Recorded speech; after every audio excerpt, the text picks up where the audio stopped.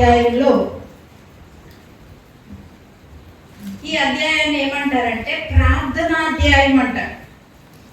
ఈ 18వ అధ్యాయంలో 5 రకాలైన ప్రార్థనలు మనకి కనిపిస్తా ఉన్నాయి. చాలా మందికి ఇంకా ఏం తెలియట్లేదు అంటే నాకు ప్రార్థన ఎలా చేయాలో రాదు, గంటలు గంటలు ప్రార్థన చేయడం నాకు రాదు అని చెప్పేవాళ్ళు ఉన్నారు క్రైస్తవులు. ఇక్కడ ఈ 18వ అధ్యాయంలో యేసు ప్రభు 5 రకాలైన ప్రార్థనల గురించి దేవుడు చెప్తా ఉన్నాడు. వచనాన్ని చదవండి. వారు విసుగక నిత్యము ప్రార్థన చేయుచుండవలనందుకు ఆయన వారితో ఒక ఉపమానం చెప్పాను. మనమే మనం ఏం చేయాలని దేవునికి ఆశగా ఉందంట. విసుగక, వారు అంటే మనం, లేకపోతే ఆయన బిడ్డలు, దేవుని బిడ్డలైనటువంటి వాళ్ళు ఎలా ఉండాలని ఆశపడుతున్నాడు దేవుడు అని అంటే విసుగక నిత్యము ప్రార్థన చేయాలి. అంటే దాని అర్థం ఏంటి? ప్రార్థన చేస్తే ఏమొస్తుంది? విసుగుదల వస్తుంది. నేను చెప్పట్లేదు, యేసు ప్రభు చెప్తున్నాడు. ప్రార్థన చేస్తే చాలా మందికి విసుగుదల వస్తుంది. అందుకే యేసు ప్రభు ముందుగానే చెప్తున్నాడు, నా పిల్లలు విసుగుదల చెందకూడదు, నిత్యము ప్రార్థన చేసే పిల్లలుగా ఉండాలి అని నాకు ఆశ ఉంది అంటున్నాడు. ప్రార్థన చేస్తే ఏమొస్తుంది అని చెప్తున్నాడు? ఏమొస్తుంది? విసుగుదల వస్తుంది. ముందే చెప్తున్నాడు. అయినా కానీ విసుగుదల వచ్చినా నువ్వేం చేయకూడదంట, ప్రార్థన మానకుండా నువ్వు నిత్యము చెయ్యాలి. ఆ ఉద్దేశంతో 5 ఉపమానాలు చెప్తున్నాడు. మనందరం దేనికి అలవాటు పడిపోయామంటే ఫాస్ట్ ఫుడ్స్ కి అలవాటు పడిపోయాం. వెంటనే ఆర్డర్ ఇవ్వగానే ఏమైపోవాలి? జొమాటో కూడా ఇంటి ముందు ఆగాలి. ఎక్కడ దాకా వచ్చింది? 2 నిమిషాలు ఎక్కడ ఉండాలి? ఇంటి ముందు ఉండాలి. ఇంకా రాలేదా? వీడికి రేటింగ్ తక్కువ. చూడండి, ఫాస్ట్ ఫుడ్స్ కి అలవాటు పడిపోయిన వాళ్ళు ఏమైపోతారంటే విసుగుదల వచ్చేస్తుంది. వెయిట్ చేయడం కష్టం. ఎదురు చూడడం అనేది ఏమైపోయిందంటే ఈ దినాల్లో చాలా తక్కువైపోయింది. వెయిటింగ్ ఉండదు మనకి. ఇంకా వెయిట్ చేసే పని లేదు. వీడు ఇవ్వలేదా ఇంకోటి వెళ్ళిపోవడమే, ఈ బస్సు ఆపలేదా ఇంకో బస్సు కోసం వెళ్ళిపోవడమే, లేదా కార్ బుక్ చేసుకొని వెళ్ళిపోవడమే. అంతేగాని వెయిట్ చేస్తారా చెప్పండి? చాలా తగ్గిపోయింది. ఒకసారి ఆలోచించండి, పాత కాలంలో ఉన్న పద్ధతులకి మన కాలానికి వచ్చేసరికి పద్ధతులు ఏమైపోతున్నాయి? మారిపోతా ఉన్నాయి. ఇలాంటి ఇన్స్టెంట్ లేకపోతే ఫాస్ట్ ఫుడ్లకి, ఈ కల్చర్కి మనం అలవాటు పడిపోయాం. అందుకోసమే మనకి ఏం అలవాటు లేదు అని అంటే విసుగుదల వచ్చేస్తుంది. ప్రార్థన అనగానే ఏమొస్తుంది? ఫస్ట్ విసుగుదల. అందుకనే యేసుప్రభు ముందే చెప్పాడు, మనల్ని ఊహించే చెప్పాడు. యేసుప్రభు ఈ భూమి మీద ఉన్నప్పుడు ఆయన ప్రార్థన చేయకుండా జీవించలేదంట, ప్రార్థన చేయకుండా గడపలేదంట. ఇంకా చీకటితో ఉండగానే, ఇంకా తెల్లవారకుండానే ఆయన లేచి ఒలీవల కొండ దగ్గరికి వెళ్ళిపోయాడు. దేనికోసం వెళ్ళాడు? చల్లగలిగించుకోవడంగా? వాకింగ్కి వెళ్ళాడా? ప్రార్థన చేయడానికి వెళ్ళాడు. ఆయనే మనకి మంచి మాదిరి.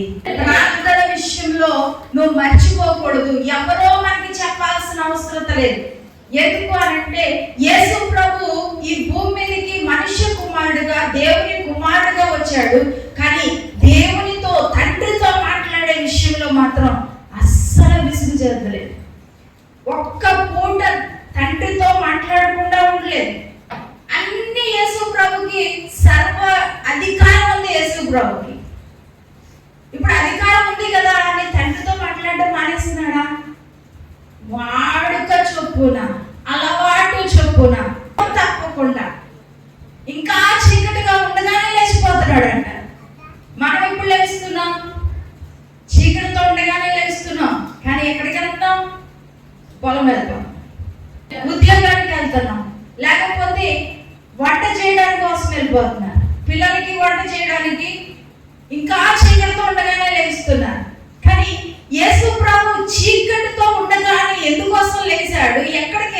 ఒలీవల కొండకి వెళ్ళడానికి కారణం ఏంటి అని అంటే ప్రార్థన చేయడానికి వెళ్ళాడు. ప్రార్థనని నిర్లక్ష్యం చేయద్దు. ఈరోజు పరిశుద్ధాత్మ దేవుడు మనతోనే స్పష్టంగా మాట్లాడుతున్నాడు.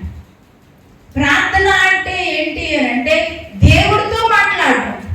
నువ్వు దేవుడితో మాట్లాడకుండా, దేవుడితో సహవాసం చేయకుండా నువ్వు క్రైస్తవుడివి, క్రైస్తవురాలివి అని చెప్పుకోవడం వేస్ట్ అంటారు. నువ్వు ప్రార్థనని నిర్లక్ష్యం చేయొద్దు. చాలా మంది ప్రార్థన అనగానే ఏం ఆలోచిస్తున్నారంటే మన అవసరతలన్నీ దేవుడికి చెప్పుకోవడం, అడుక్కునే ప్రార్థన.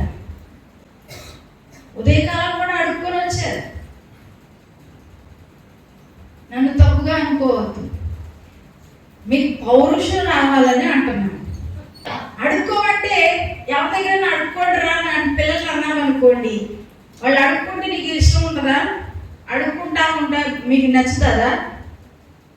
అడుక్కోవడం ఎందుకు?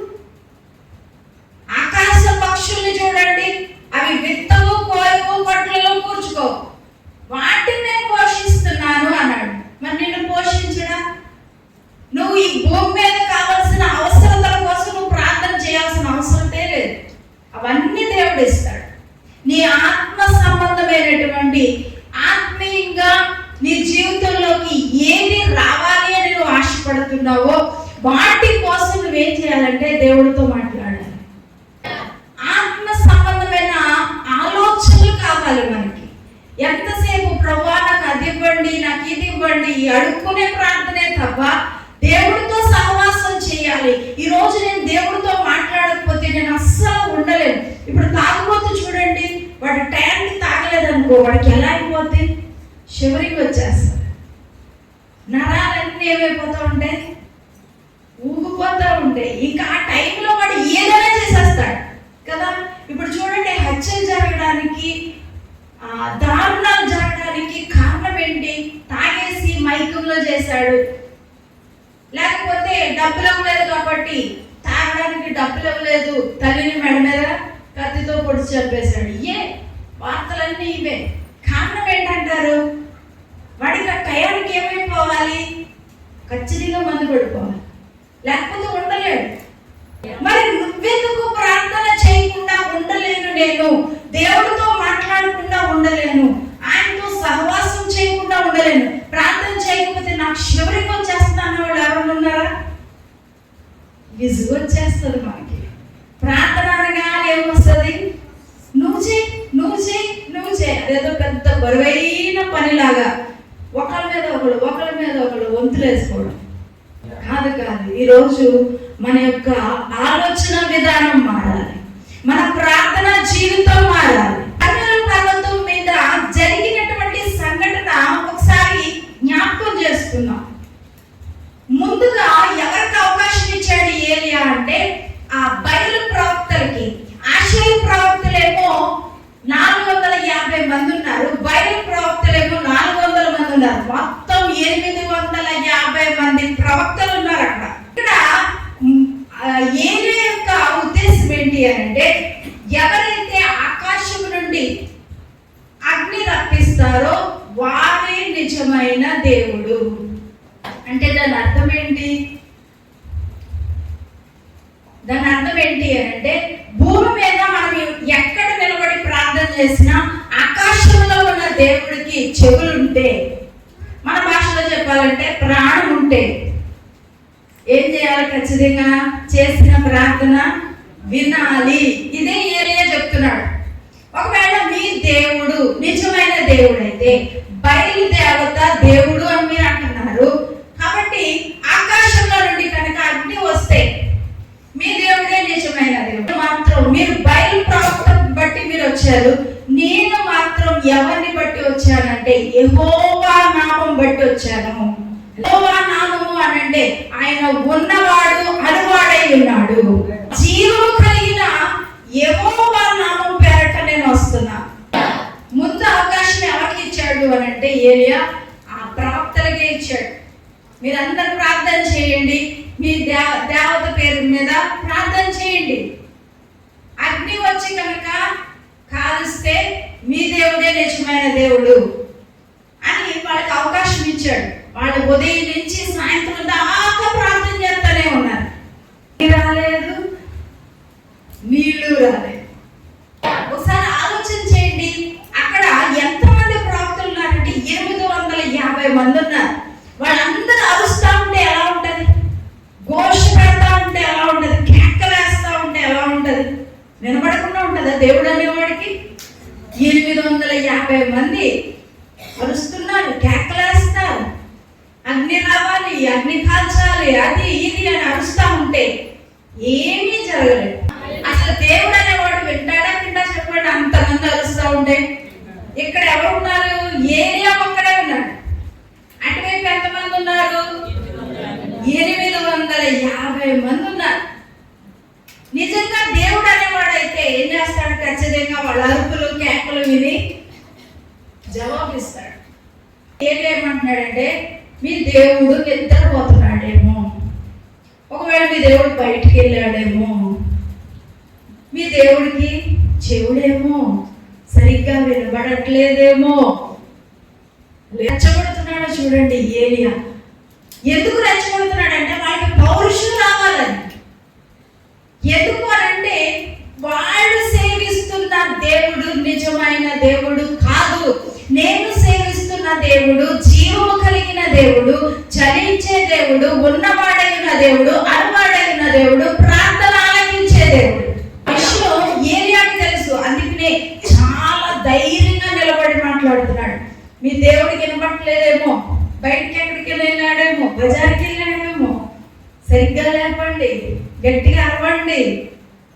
అలా అంటా ఉంటే ఎలా ఉంటుందో చెప్పండి. కానీ ఎంత ధైర్యం ఉండాలి ఆ మాట చెప్పాలి అని అంటే.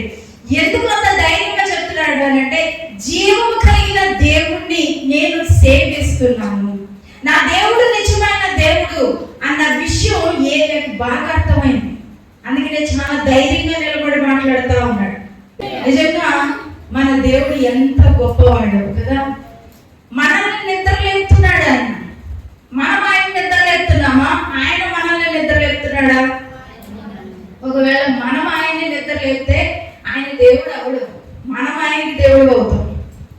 మనం వెళ్ళి గట్టిగా గంట కొట్టి లేపాల్సిన అవసరం లేదు.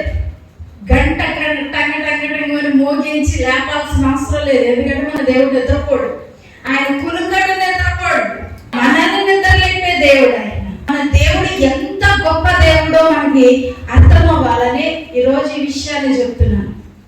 దేవుని యొక్క ద్వార బంధాలంట పగలు రాత్రి తెరవబడే ఉంటాయంట.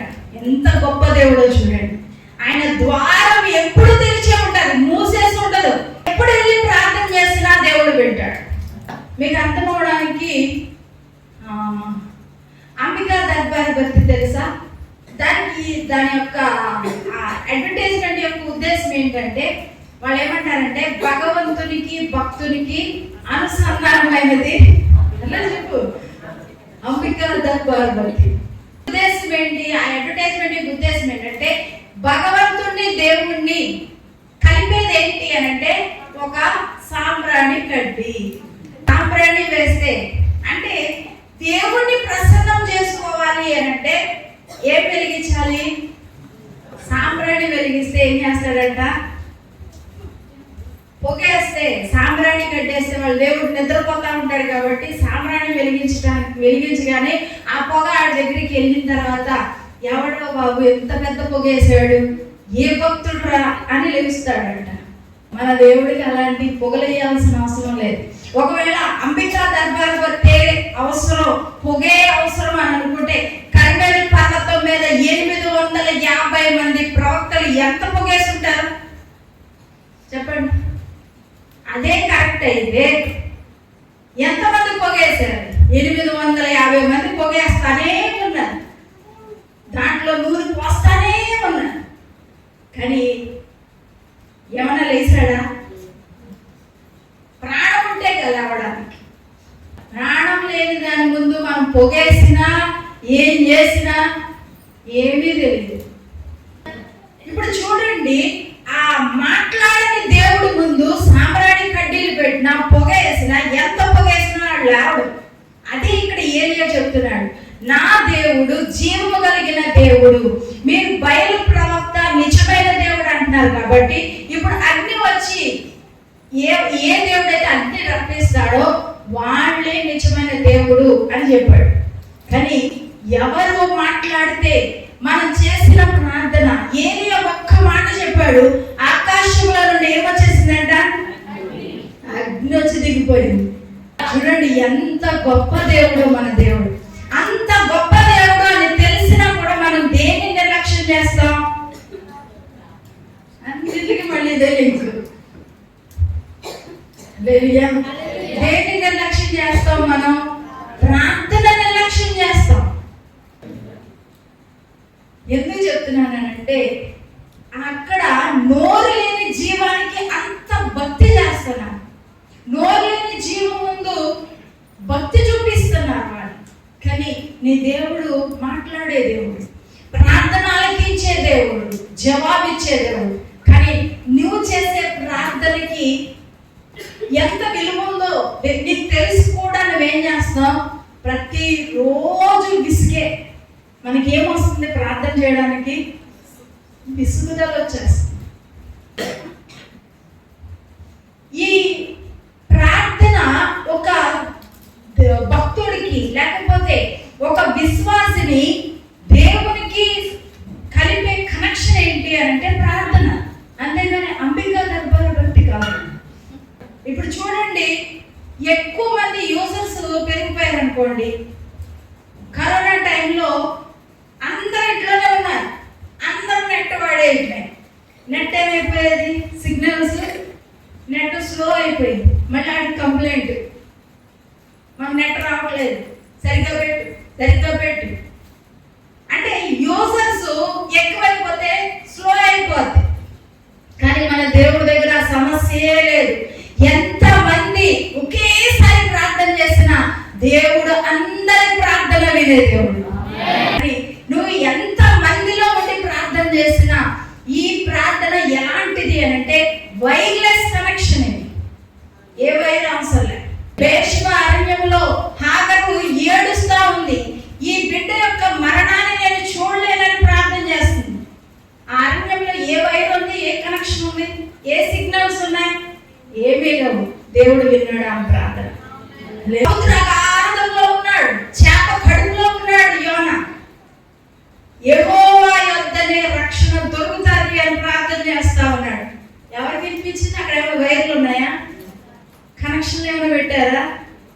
ఏ కనెక్షన్ లేదు, ఏ సిగ్నల్స్ లేవు.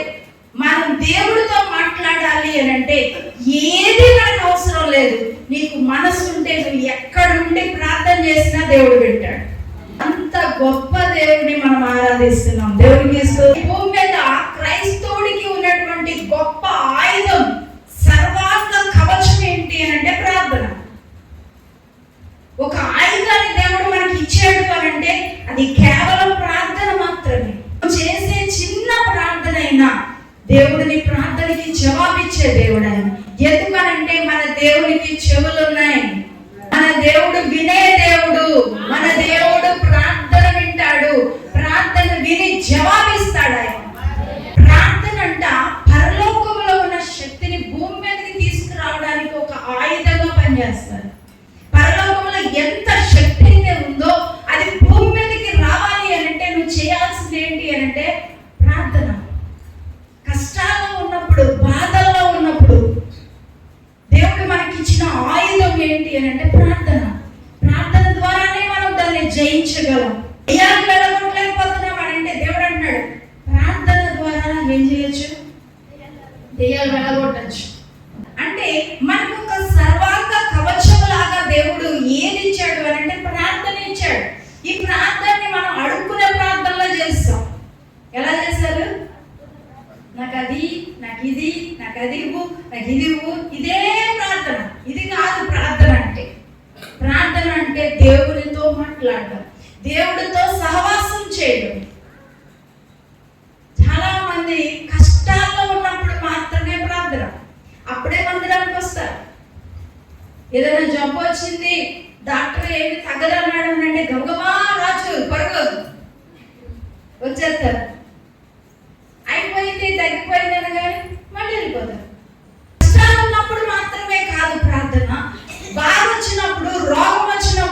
దేవుడు. నీకు అన్ని సమయాల్లో ఆయన అందుబాటులో ఉన్న దేవుడు. బాధ వచ్చినా కష్టం వచ్చినా అన్ని విషయాల్లో కూడా నువ్వు ఎవరి మీద ఆధారపడాలంటే దేవుడి మీద ఆధారపడాలి. పౌలు అంటాడు, ఈ రెండింటి మధ్యన నేను ఇరుకులు పడిపోయాను అంటాడు. ఏంటా రెండు? బతికుండడమా చచ్చిపోవడమా? బతుకుంటే లాభం, చచ్చిపోతే మరి లాభం. ఎందుకనంటే పరలోకి వెళ్ళిపోతాను. మా యొక్క ఆశ వాంఛ ఎలా అయిపోవాలంటే ఈ లోకంలో బ్రతుకున్నంత కాలం దేవుడి కోసం బ్రతకాలి, చనిపోతే దేవుడితో పాటు ఉండాలి. ఇదే మన నిరీక్షణగా మారిపోవాలి. దేవుడికి నువ్వు ప్రార్థన దేవుడు ఏదో అనుకుంటాడని, దేవుడు నాకేమో నష్టపరుస్తాడేమో అని కాదు. నీకు దేవుడి మీద ఎంత ప్రేమ ఉంటే అంతగా నువ్వు మాట్లాడతావు. నిజమే కదా, మనకి ఇష్టమైన వాళ్ళు ఏం చేస్తాం, వాళ్ళు మాట్లాడకపోయినా మనమే ఫోన్ చేసి కలుపుతా ఉంటాం.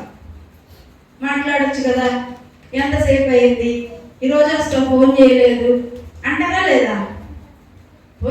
నిజంగా నీకు దేవుడి మీద ప్రేమ ఉందనుకో, నువ్వు అస్త మాట్లాడుతూనే ఉంటావు. మాట్లాడకుండా ఉండలేవు. ఇష్టమైన వాళ్ళతో మాట్లాడకుండా ఉంటామా? కోపం వస్తే కొంతసేపే, మళ్ళీ వెళ్ళిపోయి ఏం చేస్తాము, మనమే సారీ చెప్పేస్తాం. ఎందుకు? వాళ్ళంటే మనకి ఇష్టం కాబట్టి. నీ దేవుడి మీద నీకు ప్రేమ ఉంటే నువ్వేం చేయమంటే విసుక్కోకుండా ప్రార్థన చేస్తావు. నీకు విసుగు వస్తుంది, నిర్లక్ష్యంగా ఉన్నావు, మర్చిపోతున్నావు అని అంటే దాని అర్థం ఏంటంటే దేవుడి మీద నీకు ప్రేమ లేదు.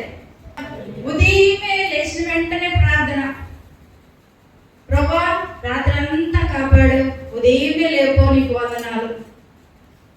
మళ్ళీ రాత్రికి ప్రార్థన, ప్రభువా ఉదయం అంతా ఏదో చెత్త చెత్త చేసేసాను, ఏం చేశానో నాకే తెలియదు, ఏది పడితే అది మాట్లాడేశాను, అవన్నీ వదిలే, ఈ రాత్రికి కూడా కాపాడుకో,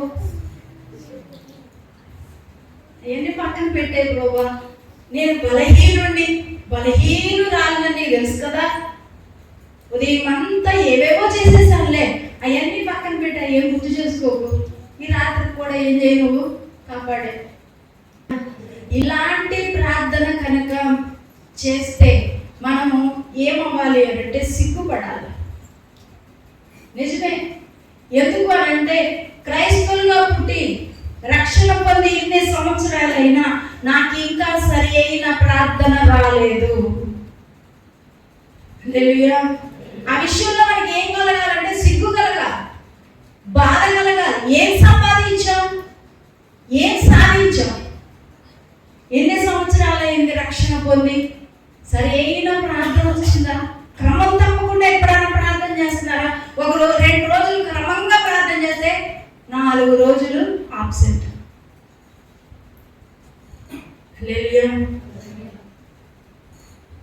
దావీదు ఎలా ప్రార్థన చేస్తున్నాడు అంటే సాయంకాలమున, మధ్యాహ్నమున, ఉదయమున, హల్లెలూయా 3 పూట్ల ప్రార్థన చేస్తున్నాడు. దానియేలు ఇంటి శాసనము రాయబడి ఉన్నదని తెలిసి కూడా ఏం చేస్తున్నాడంట, యెరూషలేము తట్టు కిటికీలు తెచ్చి ప్రార్థన చేస్తున్నాడు. మనకేది క్రమం? మన ప్రార్థనకు ఒక క్రమం ఉందా?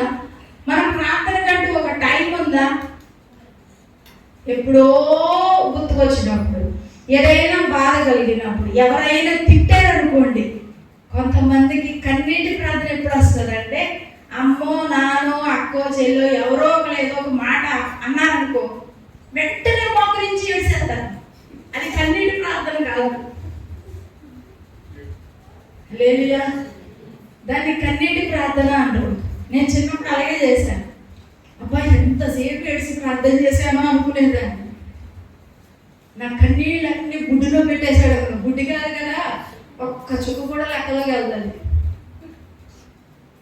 హల్లెలూయా. నేను అనుభవించినయే చెప్తున్నాను. నేను ఎవరన్నా తిడితే కూడా కన్నీటి ప్రార్థన వస్తుంది అనుకునేదాన్ని. ఎవరైనా తిట్టారనుకోండి, వెంటనే మొక్కాలేసి ఏదో భక్తి చేసేస్తున్నాను అన్నట్టు ఫీల్ అయిపోయేదాన్ని. ఎవరైనా దాన్ని అంటే ఇంక ఊహించేసుకొని గుండెంతా నిండిపోయి బరువెక్కిపోయి కొండలు బోర్లిచ్చేసేదాన్ని. అది కన్నీటి ప్రార్థన కాదు. హల్లెలూయా. మనకి రావాల్సిన కన్నీరు ఎలా రావాలి అంటే దేవుడి మీద ఉన్న ప్రేమను బట్టి రావాలి. లేకపోతే సిద్ధపరచాలి. వాడిని సహోదరులుగా భావించి వాడు నరకానికి వెళ్ళకూడదు, వీళ్ళు దేవుళ్ళలోకి రావాలి అని నువ్వేం చేయాలంటే కన్నీటి ప్రార్థన చేయాలి. కష్టంలో ఉన్న వాళ్ళ కోసం, నష్టంలో ఉన్న వాళ్ళ కోసం, భయంకరమైన పాపంలో ఉన్న వారి కోసం నువ్వు ప్రార్థన చేసినప్పుడు ఏం రావాలి? కన్నీరు రావాలి. అంతేకాని సంకల్పాలు పోకూడదు.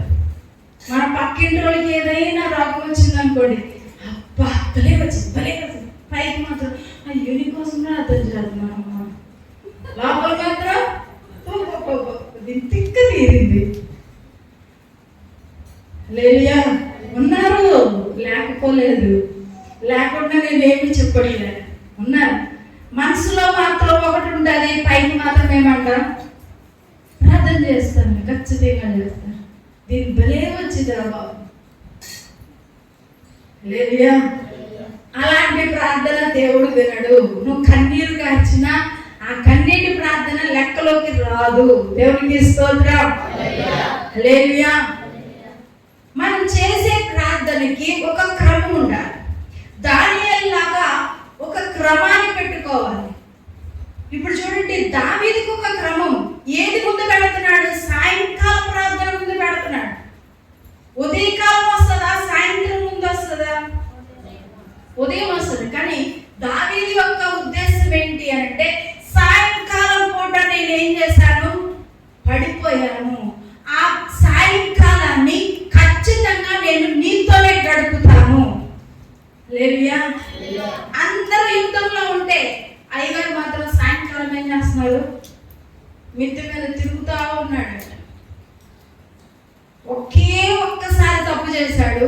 ఆ తప్పు మళ్ళీ రిపీట్ అవ్వకుండా ఉండడం కోసం ఏం చేస్తున్నాడు? సాయంకాలమున ఫస్ట్ సాయంకాలాన్ని దేవుడికి ఇస్తున్నాడు.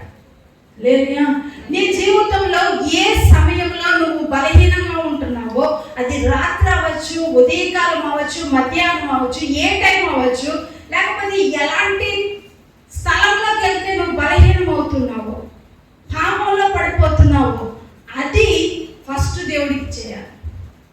లేవియా ఆ సమయాన్ని ఎవరికి ఇవ్వాలి? దేవుడికి ఇవ్వాలి. నువ్వు దేవుడితో గడుపుతా ఉంటే నీకు మరలా పాపం దగ్గరికి రా. అందుకనే దావీదు ఏం చేస్తున్నాడంటే, సాయంకాలం పూట ప్రార్థన మాత్రం మానట్లేదు. ఒక్కసారి తప్పు చేశాడు, కానీ జీవితంలో మరలా తప్పు రిపీట్ అవ్వలేదు. కానీ మనం ఏం చేస్తాం? ఎక్కడ పడిపోయామో మళ్ళీ అక్కడే పడిపోతా ఉంటాం. ఆ టైం దేవుడికి కనుక ఇచ్చేస్తే, ఆ టైంలో దేవుడితో కనుక నువ్వు గడిపితే ఖచ్చితంగా ఆ పాపం నీ మీద ఏలుబడి చేయదు. హల్లెలూయా. హల్లెలూయా. ఏదైనా ఒక వస్తువు ద్వారా నీకు పాపమో లేకపోతే దేవుడికి విరుద్ధమైందో నీకు వస్తుంది అని అంటే నువ్వేం చేయాలంటే దాన్ని తీసి పక్కన పడేయాలి. అది ఎంత కాస్ట్లీదైనా పర్వాలేదు. దేవుడికి నిన్ను దూరం చేసేది ఏది నీ దగ్గర ఉండకూడదు. హల్లెలూయా. హల్లెలూయా. ఈరోజు ఈ లూకా సువార్తలో 5 ప్రార్థనల గురించి చెప్పాలనుకున్నాను, కానీ ఇంట్రడక్షన్ తోటి అయిపోయింది. మరి ఇంక 5 ప్రార్థనలు చెప్పాను అనుకోండి, 5 అవుతుంది. చెప్పనా? అబ్బా ఎవరన్నదే చెప్పండి మమ్మీ. హల్లెలూయా. దయచేసి నేను చెప్పేది ఏంటి అని అంటే, ప్రార్థన నిర్లక్ష్యం చేయొద్దు.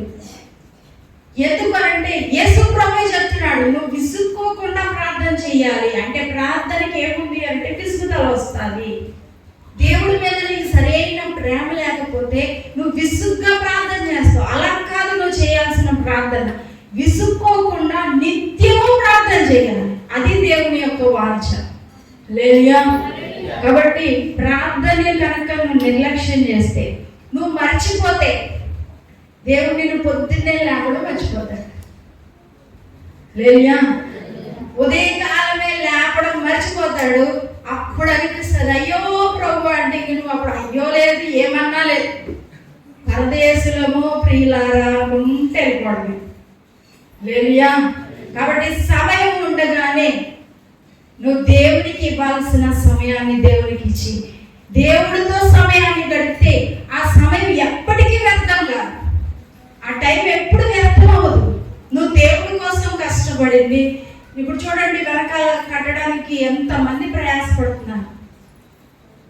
ఆ ప్రయాస వ్యర్థం కాదు. ఎందుకనంటే నేను ప్రార్థన చేస్తున్నాను, సంఘం ప్రార్థన చేస్తుంది, దేవుడు చూస్తున్నాడు, నీ శ్రమ నీ కష్టం అన్నీ చూస్తున్నాడు. దానికి తగిన ప్రతిఫలాన్ని కూడా దేవుడు ఇస్తాడు. హల్లెలూయా. నువ్వెంత బలహీనంగా ఉండి వచ్చి పని చేస్తున్నావో దేవుడు చూస్తాడు. నువ్వు ఇచ్చే కానుకను దేవుడు చూస్తాడు. కానుకను కూడా దేవుడు చూస్తాడు. చూస్తాడా చూడ్డా? ఎవరిని చూశాడు? ఎవరిని చూశాడు అంటే యేసు ప్రభు ఎక్కడ నిలబడి ఉన్నాడు అంటారు? కానుక పెట్టి పక్కన నుంచున్నాడు. ఇప్పుడు నేను కనుక నుంచున్నాను అనుకోండి, నా మీద ఎన్ని మాట్లాడతారు కదా, ఎంత ఎత్తారని చూస్తా ఉన్నాను అనుకోండి, ఎన్ని మాటలు వచ్చేస్తాయో. కానీ యేసు ప్రభు చూడండి, కానుక పెట్టి దగ్గరే నుంచున్నాడంట. ఎవరంత వేస్తున్నారో చూస్తున్నాడు. హల్లెలూయా. నువ్వు వేసే కానుకను కూడా దేవుడు చూస్తాడు. నువ్వు చేసే పనిని దేవుడు చూస్తాడు. నువ్వు చేసే ప్రార్థన దేవుడు చూస్తాడు. నువ్వు గడిపే సమయాన్ని దేవుడు చూస్తాడు. ఎంత సమయం దేవుడికి ఇస్తున్నావు. ఈరోజు మీరు అందరూ సజీవంగా ఉన్నారు. ఈరోజు దేవుడు మిమ్మల్ని ఉదయంగా లేపాడు కాబట్టి ఇక్కడికి వచ్చారు. లేకపోతే మేము వచ్చేవాళ్ళం అక్కడికి పడుకోబెట్టడానికి. హల్లెలూయా. కాబట్టి ఎప్పుడు మర్చిపోకండి. ఎందుకు పదే పదే అది గుర్తు చేస్తున్నానంటే, దేవుడు కనుక నేను మర్చిపోతే లేకడం చాలా దారుణం అయిపోతుంది. నీ కుటుంబం దారుణంగా అనాథలైపోతారు. అది గుర్తుపెట్టుకో. నువ్వు ప్రార్థన మాత్రం మర్చిపోవద్దు. ఏం చేయకూడదు? ప్రార్థన మర్చిపోవద్దు. హల్లెలూయా. దేవుడి కొద్ది మాటలు దీవించిన కాక అందరూ లేచి చూడండి.